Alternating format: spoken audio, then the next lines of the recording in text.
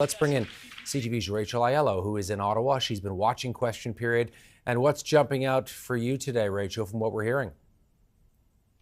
Well, Todd, that Johnson's resignation hasn't entirely dominated. We heard that first question from Conservative leader Pierre Poilievre in French on Johnson's resignation and once again reviving their calls for a public inquiry.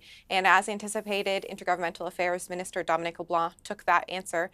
But largely, it seems that so far we are in the talking stage of this next step. So once Johnson resigned, he suggested that the government work with the opposition parties on trying to come up with a name that they could all get behind. Because clearly, as we saw with Johnson, there was opposition resistance, and it became to the place, Johnson said in his resignation, that it was so toxic and partisan that he couldn't continue.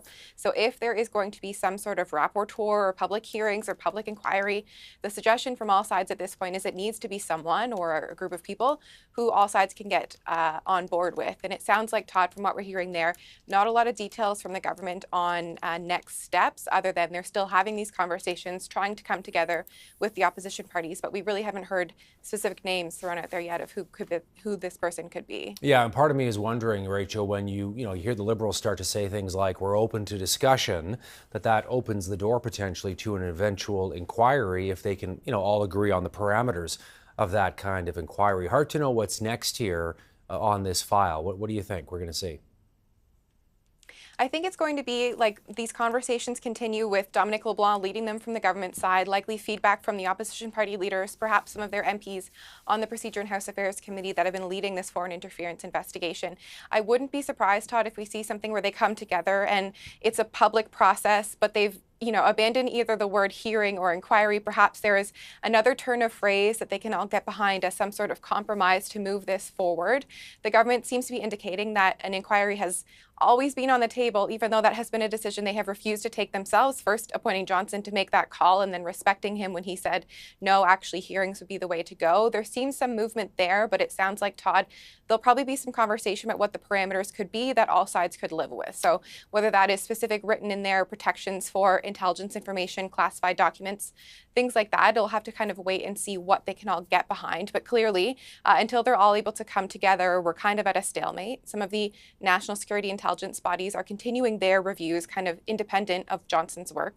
But this public process, at least, is on hold until all sides in the House can come together. And Todd, at this time of year in June, for all of them to agree on anything is going to be a bit of a miracle. Yeah, maybe they call it a commission or come up with a different name as you're putting out there. The other question I've got is, in terms of how this all plays out, whether they come up with somebody to take it over and do this moving forward, there will still be pressure on the government because this continues to be an issue in terms of foreign interference in Canadian politics.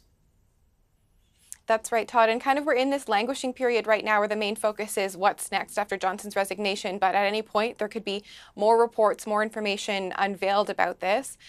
Certainly, I think there is we're getting to the place in time where there is pressure on the government to make sure that there are steps being taken now so that the full lay of the land can be assessed in time for the next election. So while there is still an interest from the opposition parties to continue examining, fully getting to the bottom of the allegations that have been raised in regards to the 2019 and 2021 federal elections, there is this heightened concern of the next election coming up and wanting to make sure that we're not just looking in the past, but looking to the future and seeing what steps need to be taken to ensure that in any upcoming election, whether it's China or another foreign body, is not able to interfere or make the kind of inroads or attempts to meddle in Canadian affairs as we've been reporting on for the last, 8 months now, Todd? Yeah, 8 months and counting. Rachel Aiello in Ottawa, good to see you. Thanks for this.